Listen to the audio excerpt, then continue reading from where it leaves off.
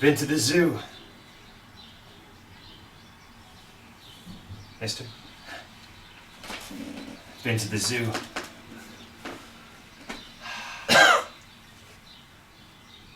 I went to the zoo and walked until I came here. Have I been walking north? No, north. Why, let me see. Well, is that Fifth Avenue? Well, yes. Yes, it is. And what is the cross street there, the one over there? That's 74th Street. And the zoo is around 65th Street, so I have been walking north. Yes. Yes, it would seem so.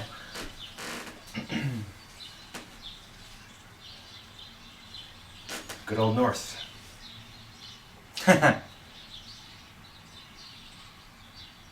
Well, boy, you're gonna get lung cancer, aren't you?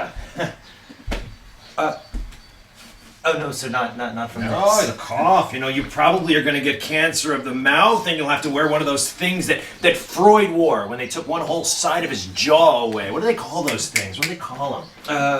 Prosthesis? The very thing. A prosthesis. Yeah. Well, you're an educated man, aren't you? Are you a doctor? No, no. I read about it somewhere. Time magazine, I think. Well, Time magazine is not for blockheads. No, I suppose not.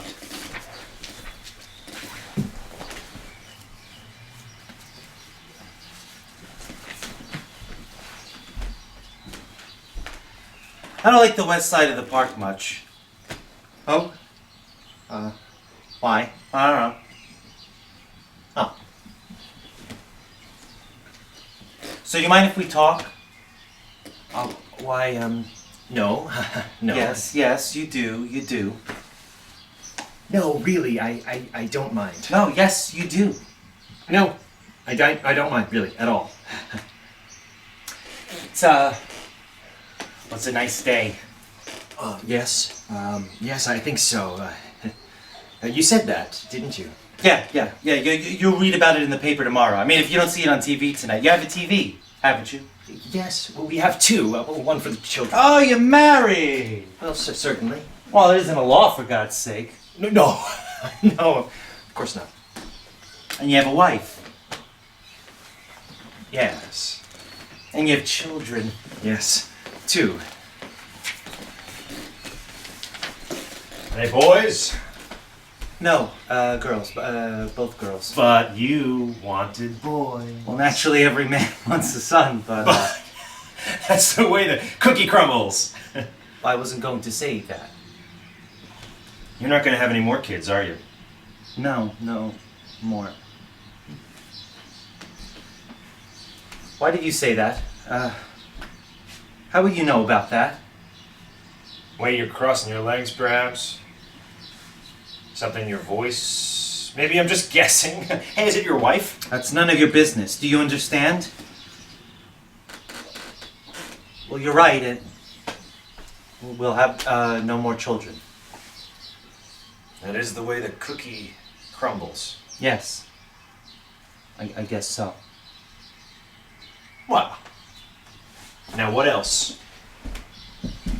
What were you saying about the zoo that I'd read about it or see? I'll tell you about it soon. But do you mind if I ask you questions? No, not really. I'll tell you why I do. I don't talk to many people except to say like, give me a beer. Where's the John? Or what time's the feature go on? Or keep your hands to yourself, buddy. You know, things like that. Yeah, no, I mean, I must say I don't really... But every once in a while I like to talk to somebody. Really talk. I like to get to know somebody, know all about him. And I'm the guinea pig for today, huh? On a sun-drenched Sunday afternoon like this, who better than a nice married man with 2 daughters, and a dog? No. 2 dogs. No dogs?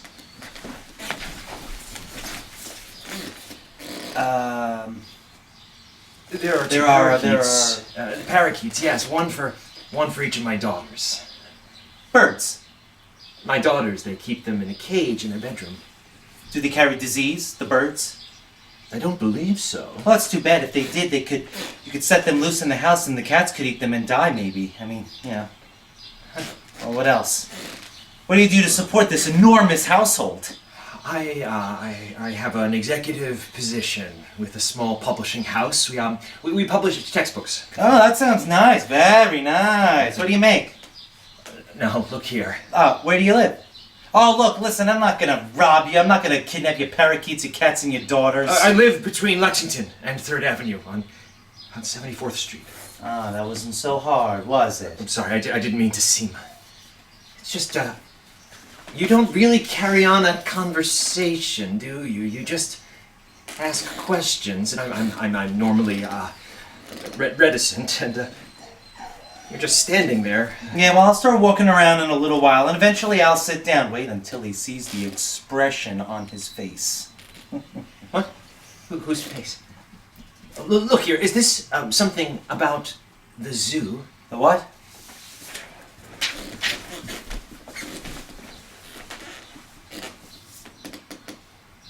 The zoo. Something about the zoo? The zoo. Yeah, you mentioned it several times. Zoo. Oh, yeah, the zoo. I was there before I came here. I told you that. Hey, say, what's the dividing line between upper middle class and lower upper middle class? Well, my dear fellow, I told you, dear fellow me. Was I patronizing? I believe I was. I'm sorry. You see, the question about the classes, it bewildered me, so... And when you're bewildered, you become patronizing? I don't express myself too well sometimes. I'm in publishing, not writing. Well, so be it. Truth is, I was being patronizing. No, you needn't say that. All right, yes. Oh, so, what are your favorite writers? You got Baudelaire, J.P. Marquand. Yes. Well, I like a great many writers. I have a considerable Catholicity of taste, if I may say so. Those two men are fine, each in his own way. Baudelaire, of course, is by far the finer of the two, but Marquand has a place in our national... Skip it. Sorry. Do you know what I did before I went to the zoo today? I walked all the way up 5th Avenue from Washington Square, all the way. You live in the village? No, I don't. I took a subway down to the village so I could walk all the way up 5th Avenue to the zoo. It's one of those things a person has to do sometimes. A person has to go a long distance out of their way to come back a short distance correctly. I thought you lived in the village.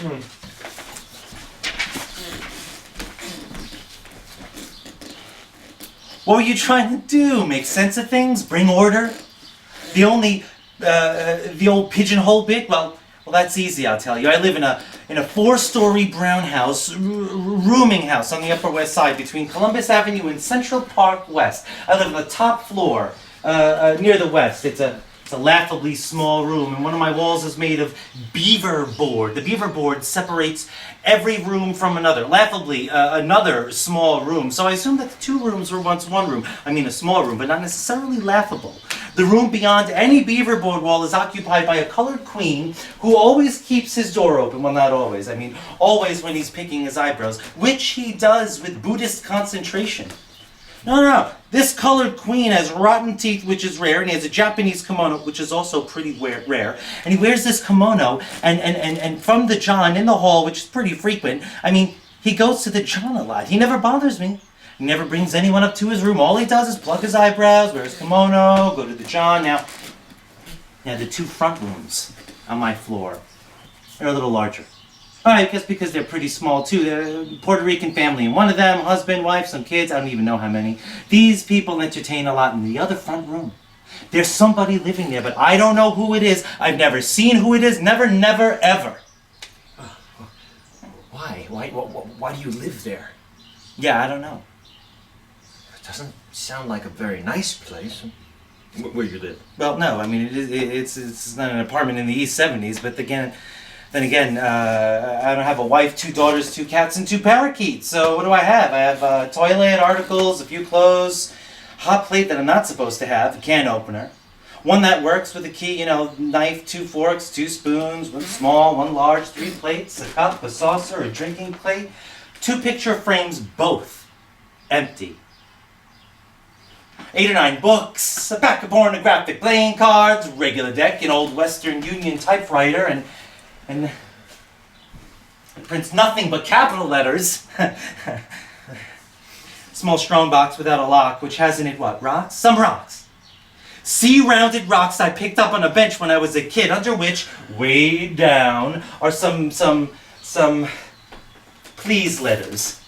Please, why don't you do this? Please, why don't you do that letters? You know, when letters to the when letters as well. When will you ride? When will you come? When? Well, the letters of the when are a little bit newer than the letters of the other kind. About those 2 picture frames. Yeah, I don't see why they need any explanation at all. Isn't it clear I don't have pictures of anyone to put them in? Your parents, perhaps, a girlfriend. You're a very sweet man, and you're possessed of a truly enviable innocence, but good old mom and good old pop are dead, you know?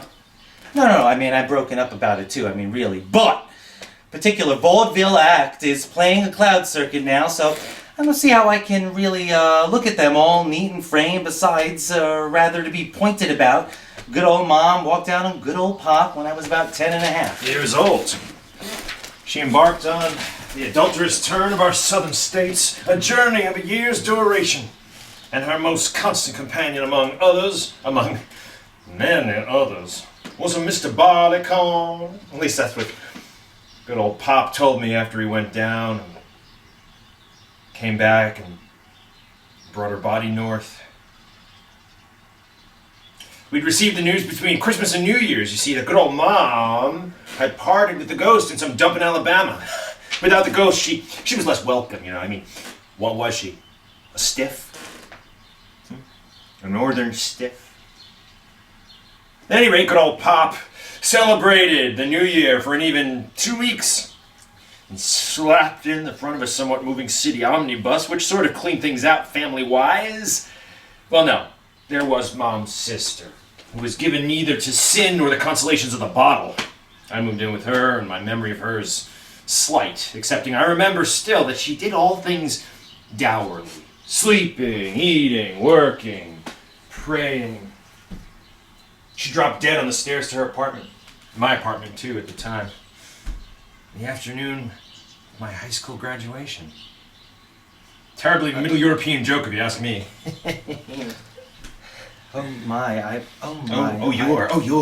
You're what? That was a long time ago. I have no feeling about any of it that I care to admit to myself. Perhaps you can see, though, why good old Mom and good old Pop are frameless. What's your name? Your first name? I'm Peter. Forgot to ask you, I'm Jerry. Hello, Jerry. Let's see now. What's the point of having a girl's picture? Especially in 2 frames. I have 2 picture frames, you remember. I never seen the pretty little ladies more than once, and most of them wouldn't be caught in the same room with a camera. It's odd. I wonder if it's sad. The girls? No, I wonder if it's sad that I never see the little ladies more than once. I've never been able to have sex with, or, how's it put, make love to anybody more than once. Once, that's it. Oh, wait. For a week and a half, when I was 15, and I hang my head in shame that puberty was late, I was an homosexual. I mean, I was queer, very queer, with bells ringing, banners snapping in the wind. And for those 11 days, I met at least twice a day with the park superintendent's son, Greek boy, whose birthday was the same as mine, except he was a year older. I think I was very much in love. Maybe just with sex. But that was the jazz of a very special hotel, wasn't it? And now, do I love the little ladies. Really. I love them. For about an hour. Well, it seems perfectly simple to me. Look, are you gonna tell me to get married and have parakeets? Forget the parakeets and then stay single if you want. It's no business of mine. I didn't start this conversation in the first place. All right. I mean, I'm sorry. All right, you're not angry. No, I'm not angry. Good. Interesting that you asked me about the picture frames. I would have thought that you would have asked me about the pornographic playing cards. I've seen those. Well, I mean, that's not the point. I suppose when you were a kid and your pals passed them around, or maybe you had a pack of them yourself. Well, I guess a lot of us did. Yeah, and you threw them away just before you got married. Oh, now look here. I didn't need anything like that when I got older. No. I'd rather not talk about these things. So, don't. Besides, I wasn't trying to plumb your adolescent sexual life in hard times. What I wanted to get at is the value of difference between pornographic playing cards when you're a kid and pornographic playing cards when you're older. It's that when you're a kid, you use the cards as a substitute for the real experience, and when you're older, you use real experience as a substitute for the fantasy. But I imagine you'd rather hear about what happened at the zoo. Yes, the zoo. The zoo. That is, if you don't Well, mind. listen, let me tell you about why I went. Well, let me tell you some things. I told you about the 4th floor of the rooming house where I live. I think the rooms are better as you go down floor by floor, but, I guess they are. I don't know. I don't know any of the people on the 3rd and 2nd floor. Oh, wait, no, I do. I do know that there's a lady living on the 3rd floor in the front, and I know because she cries all the time. Whenever I go out or come in, whenever I pass her door, I always hear her crying, muffled, but very determined. Very determined indeed. But, the only one I'm getting to and all about the dog is the landlady. Well, I don't like to use the words that are too harsh in describing people. I don't like to, but the landlady is a fat, ugly, mean, stupid, unwashed, misanthropic, cheap, drunken bag of garbage. And, I have noticed that I very seldom use profanity. So I can't describe her as well as I might. You described her vividly. Oh, well, thanks. Anyway, she has a dog, and I will tell you about the dog. And she and her dog are the gatekeepers To my dwelling. The woman is bad enough.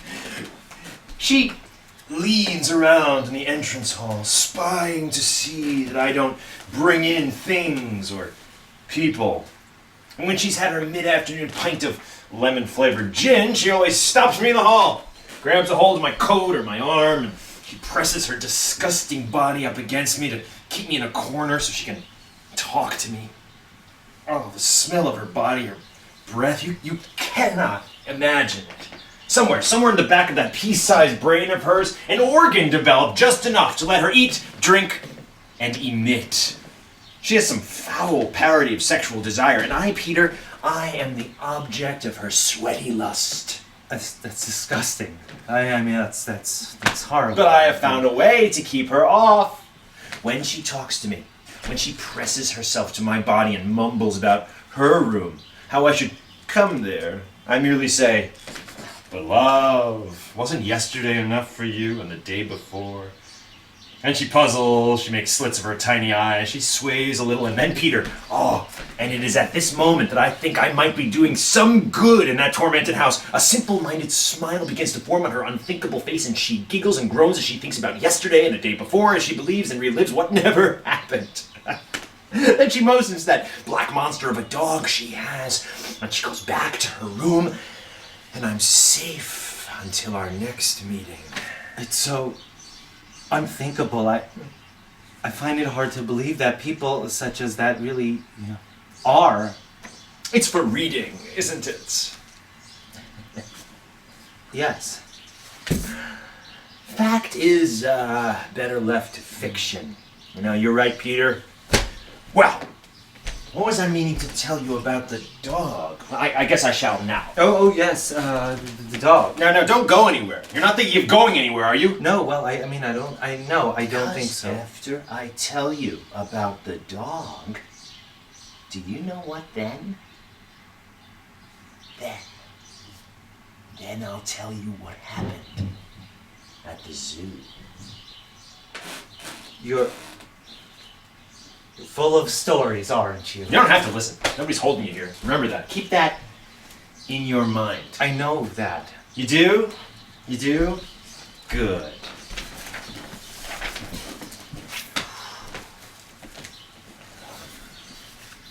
All right.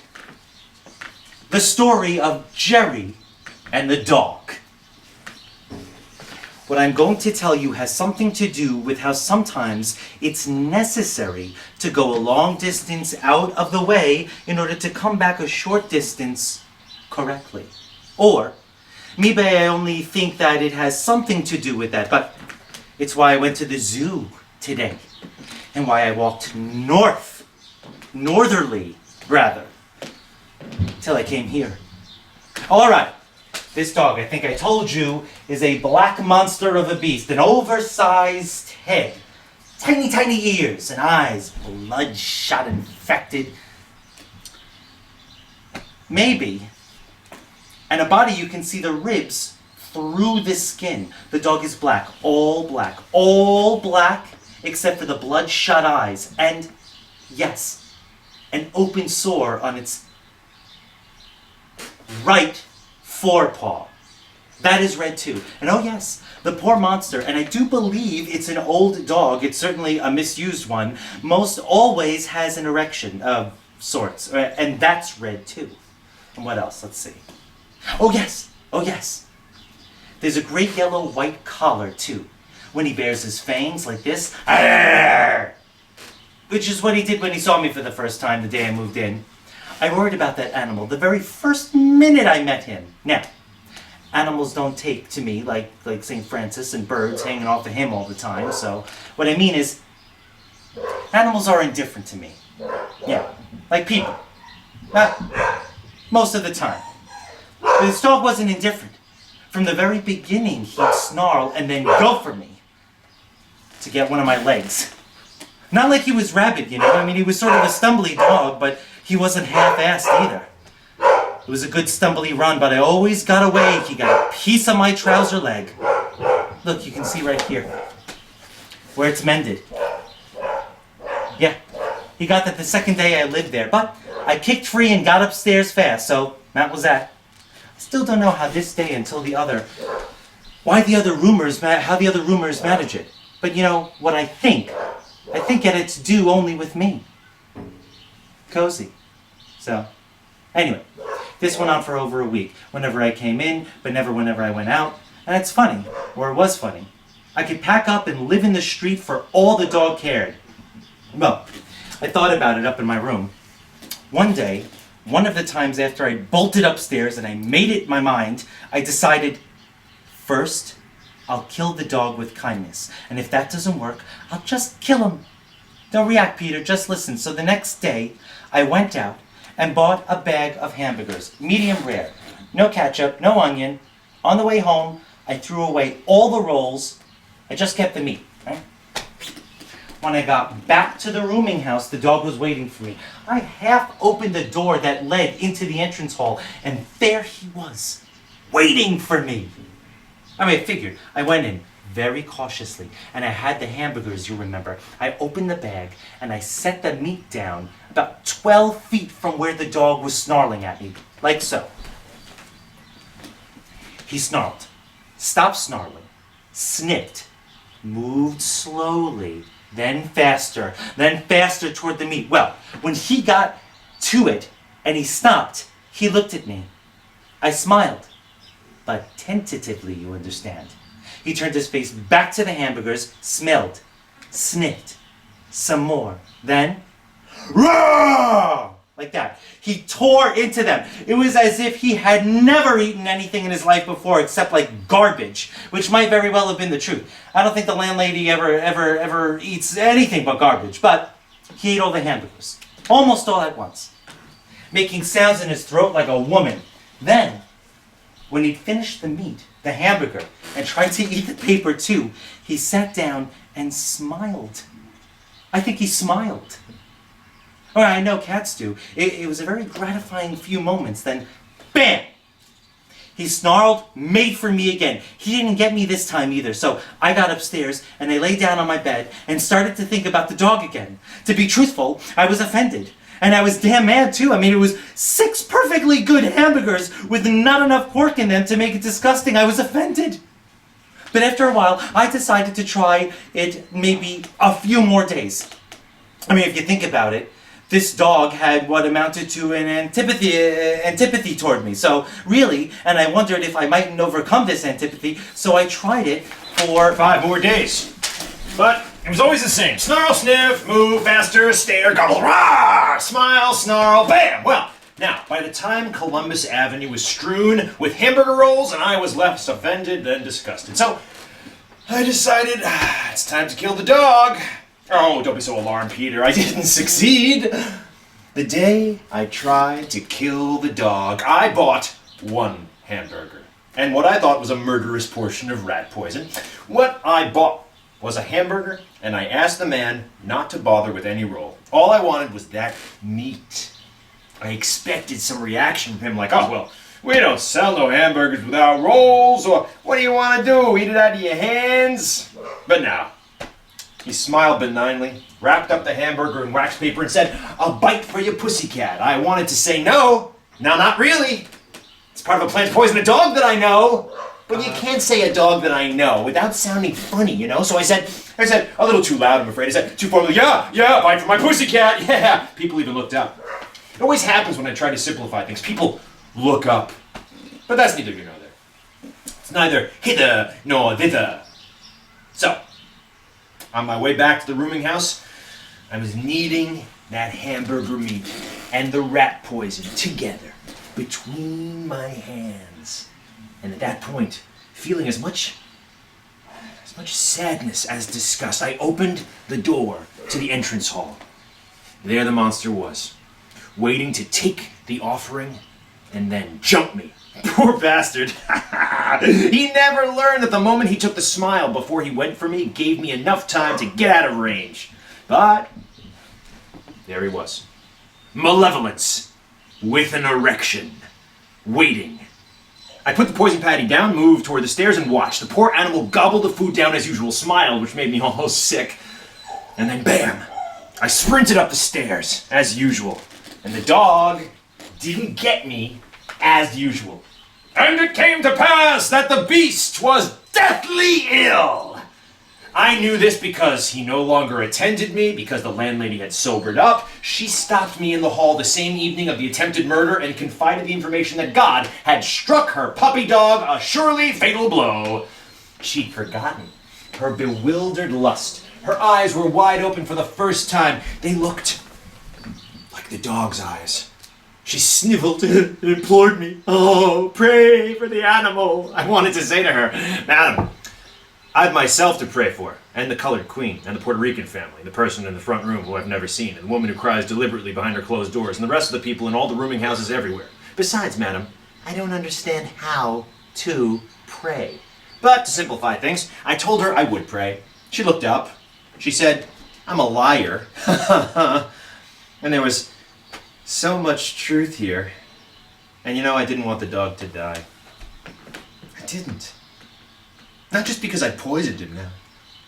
I'm afraid that I must tell you that I wanted the dog to live so that I could see what our new relationship might become. So, please understand, Peter, that sort of thing is important. You must believe me, it is important. We have to know the effect of our actions on society. Hey, anyway, the dog recovered. I have no idea why. Unless he was a descendant of the puppy that guards the gates of hell or some such resort.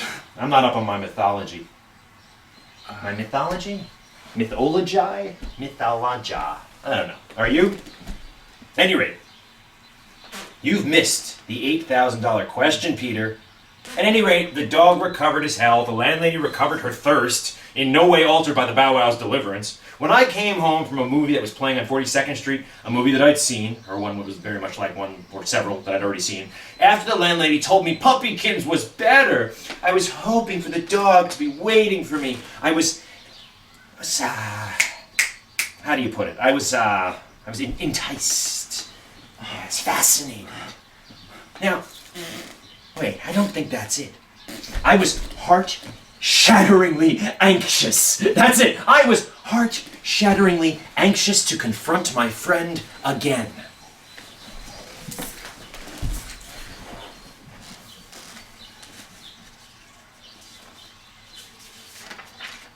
Yes, Peter, friend. That's the only word for it. I was heart-shatteringly, etc. to confront my doggy friend again. I came in the door and advanced, unafraid, to the center of the entrance hall. The beast was there, looking at me. And, you know, he looked better for the scrap with the... Well, never mind. I stopped. I looked at him. He looked at me, I think. I think we stayed a long time that way, still. Stone statue. Just looking at one another. I looked more into his face than he looked into mine. I mean, I can concentrate longer at looking into a dog's face than a dog can concentrate looking into mine, or into anybody's face. I mean, for that matter. But during that 20 seconds or 2 hours that we looked into each other's face, we made contact. Now, here is what I had wanted to happen. I loved the dog now, and I wanted him to love me. And I had tried to love, and I had tried to kill, and both had been unsuccessful by themselves. I hoped, and I don't really know why I expected the dog to understand anything, but much less my motivations, I hoped that the dog would understand. It's just that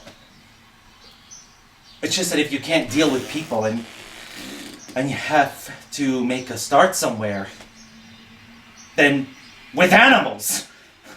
Now you see, person has to have some way of dealing with something, if not with people, with this something. With a bed, with a cockroach, with a mirror.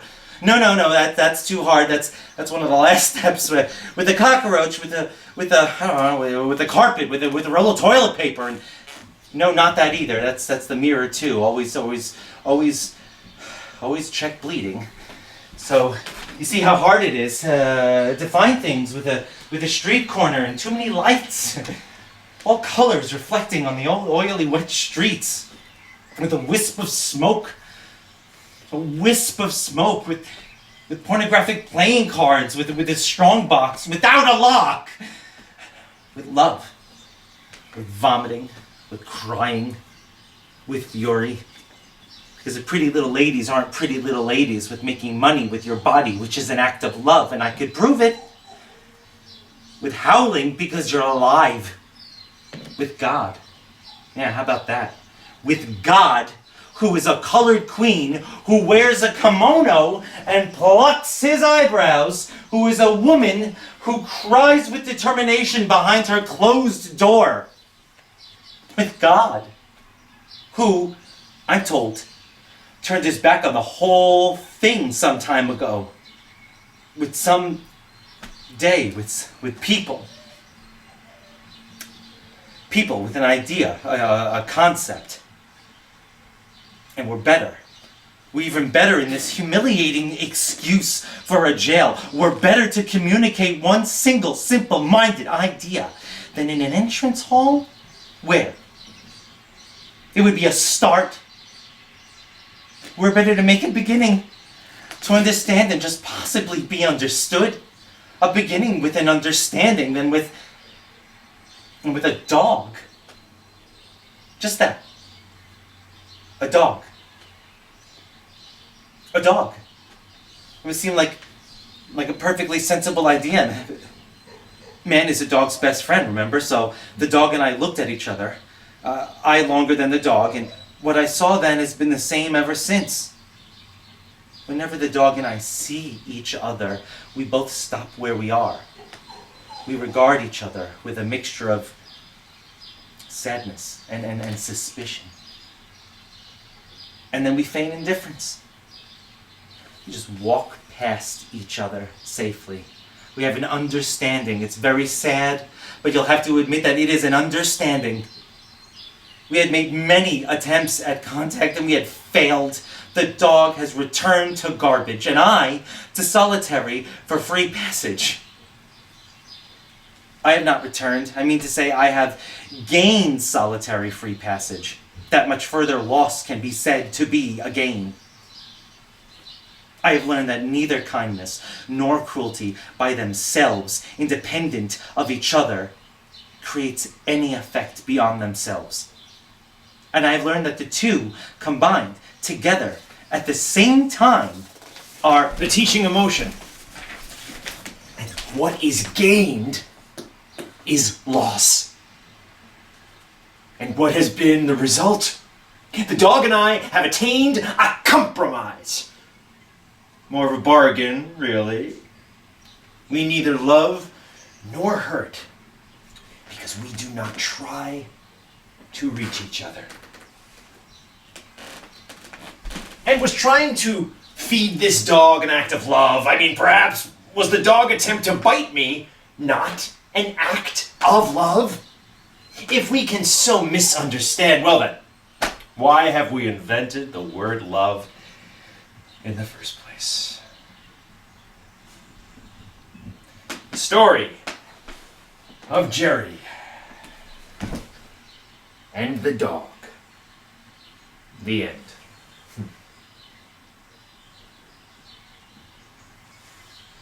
Well, Peter? Well, Peter? What? You think I could sell that story to Reader's Digest, make a couple $100 for the most unforgettable character I've ever met, huh? Come on, Peter, tell me what you think. I don't understand what... I don't think I... Why did you tell me all of this? Why not? I don't understand. That is a lie. No, it's not. I tried to explain it to you. I went along. I even went slowly. It all has to do with... I don't want to hear anymore. I don't understand. Or your landlady, or her dog. Her dog. I thought it was... Oh, no, you're right. You're right. It was her dog. Yeah, that's true. I don't know what I was thinking about. Of course you don't understand. I don't live on your block. I'm not married to two parakeets or whatever your setup is. I'm a permanent transient. My home is the sickening rooming houses on the west side of New York City, which is the greatest city in the world. Amen. I'm sorry. Forget it. I suppose you don't quite know what to make of me, huh? All kinds in publishing. You're a funny man. You know what? You're actually a richly comic person. Oh, no, not really. Oh, Peter. I mean, I just... Oh, Peter. Oh, no. Do I annoy you? Do I confuse you? Well, I must confess that this wasn't the kind of afternoon I'd anticipated.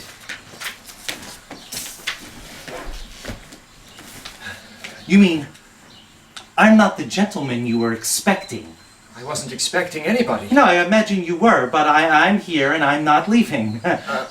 Well, you may not be, but I must be getting home soon. Oh, come on. Stay a while longer. I really should get home. Oh, you see... Come on. No, I'm very ticklish. Please, don't do that. Stop, please. Oh, come on. No, I must go. After all, please, after all the parakeets will be getting their dinner ready soon. All right. The cats are setting the table and... Stop. We're having don't.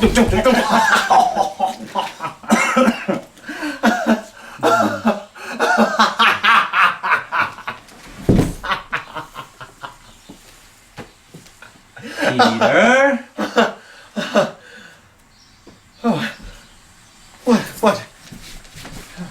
Listen now. Oh. Oh. What is it, Jerry? Oh, my. Peter, do you want to know what happened in the zoo? What? Oh, yes, the zoo. Well, I had my own zoo there for a moment with the, the parakeets getting dinner ready and the... Oh, whatever it was. Oh, Yes. Yes, that was very funny, Peter. yes. I wouldn't have expected it, but do you want to hear about what happened at the zoo or not? Yes. Yes, by all means. Tell me what happened at the zoo. I'm sorry. I don't know what happened to me. Now, I'll let you in on what happened at the zoo, but first, I should tell you why I went to the zoo. I went to the zoo to find out more about the way people exist with animals, and the way animals exist with each other. And with people, too. Probably wasn't a fair test, what with everyone separated by bars from everyone else. The animals, for the most part, from each other, and always the people from the animals. But if it's a zoo, that's the way it is. Hey, move over. I'm sorry, haven't you enough room? Well, all the animals are there. All the people are there. And it's Sunday, and all the children are there. Move over. And it's a hot day. It's a hot day. It's a really hot day. Okay. So all the stench is there too. All the balloon sellers and the ice cream sellers and all the seals are barking. All the birds are screaming. Move over. Okay, now look here, you have more than enough room. When I was there. And it's feeding time at the lion's house. The lion keeper comes into the lion cage, one of the lion cages, to feed over the lions. Move over! All right, listen, I can't move over anymore. And stop hitting me. What's the matter with you? Don't you want to hear my story? I'm not so sure. I certainly don't want to be punched in the arm. Oh. Like that? Stop it! What's the matter with you? I'm crazy, you bastard. Well, that isn't funny. All right, listen, Peter. I want this bench. You can go sit on that bench over there. And if you're good, I'll tell you the rest of the story. But whatever for? What is the matter with you? Besides, I see no reason why I should give up this bench. I sit on this bench almost every Sunday afternoon in good weather. It's secluded here. There's never anyone sitting here, so I have it all to myself. You are off this bench, Peter, because I want it. No. This is my bench. People cannot have everything they want. You should know it's a rule. People can have some of the things that they want, but they can't have everything. Imbecile, you're slow-witted. All right, stop. You're a vegetable. Go lie down on the ground. Now you listen to me. I've put up with you all afternoon. Not really. Long enough. I put up with you long enough. I've listened to you because you seemed, well, because I thought you wanted to talk to somebody. You put things so well, economically, and yet, oh, what's the word I want to put just... Jesus, you make me sick. Get off here. Give me my bench. My bench. My bench! God damn you.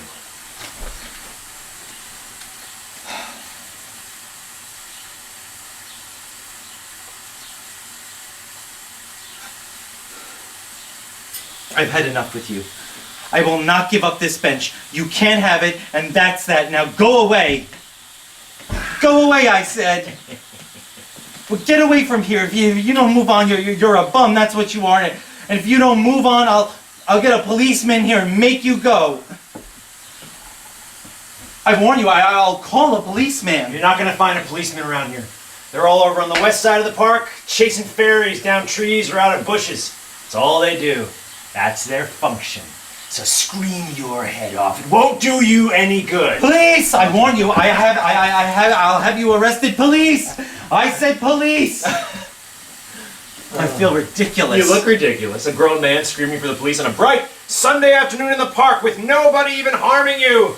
If a policeman did fill his quota and come sludging over this way, he'd probably take you in as a nut. Great God, I just came here to read. And now you want me to give up the bench? You're mad. Hey, I got news for you. As they say, I'm on your precious bench, and you are never going to have it for yourself again.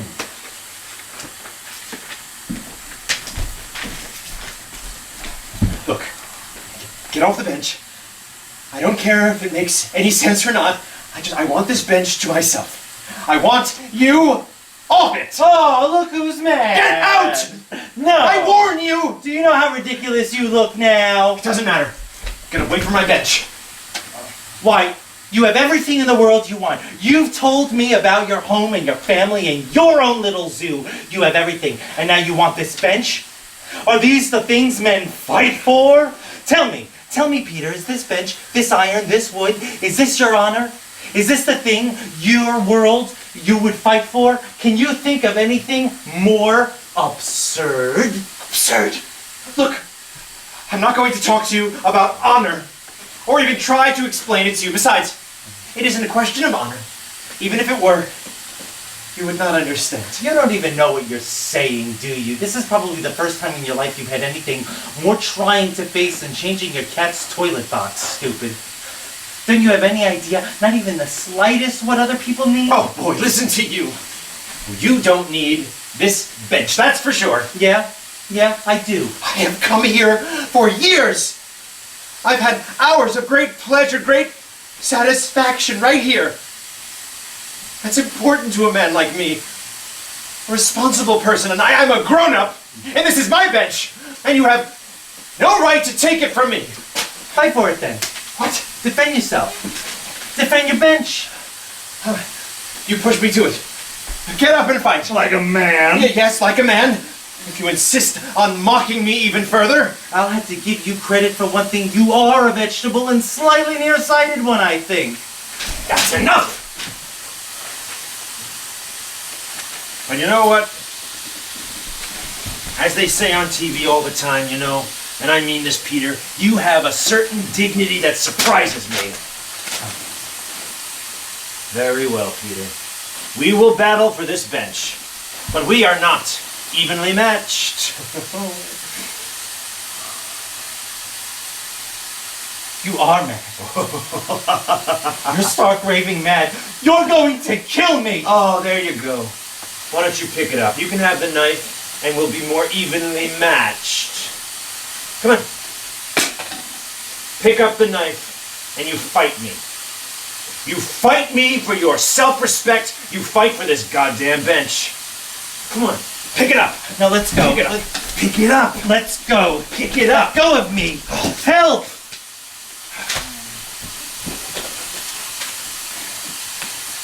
You will fight me, you miserable bastard. You will fight for the bench. You will fight for your parakeets. You will fight for your cats. You will fight for your manhood and your daughters and your wife, and you will fight, you pathetic vegetable.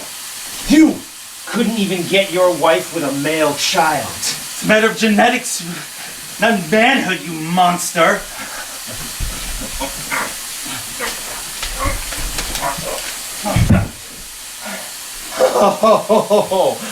Oh, so be it.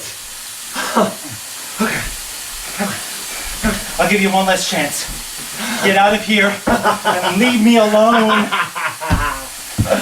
Oh my God. Okay. Come on. Come on. Come on. Come on. Come on. God.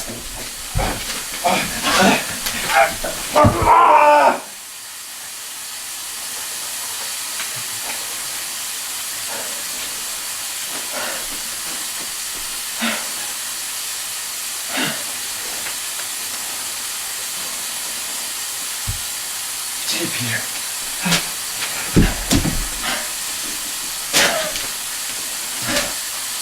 Thank you.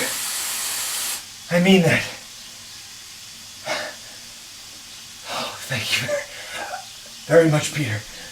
I was so afraid that I would drive you away. You don't know how afraid I was that you'd go away and leave me. Now, I'll tell you what happened at the zoo, I think, yeah. While I was at the zoo,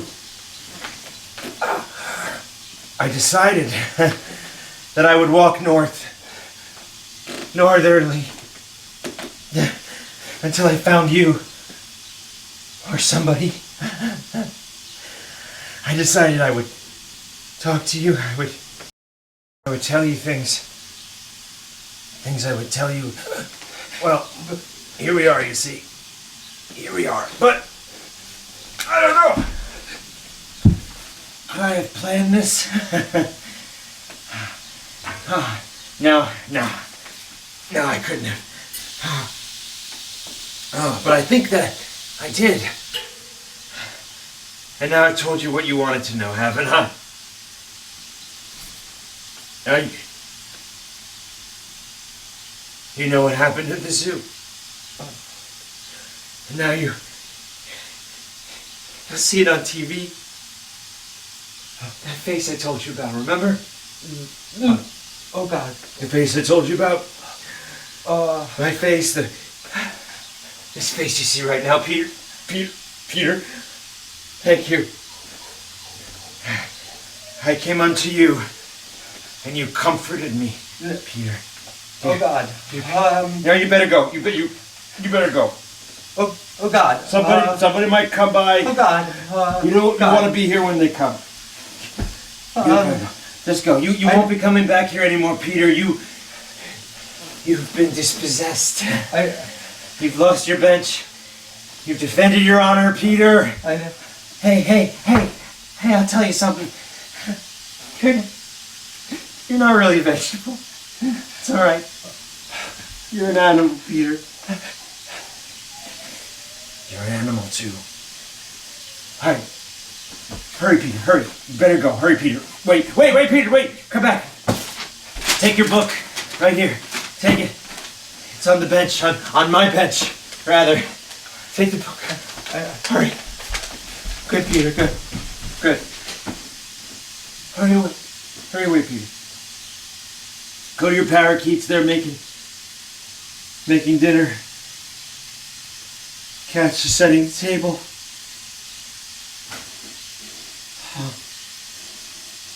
Oh my God.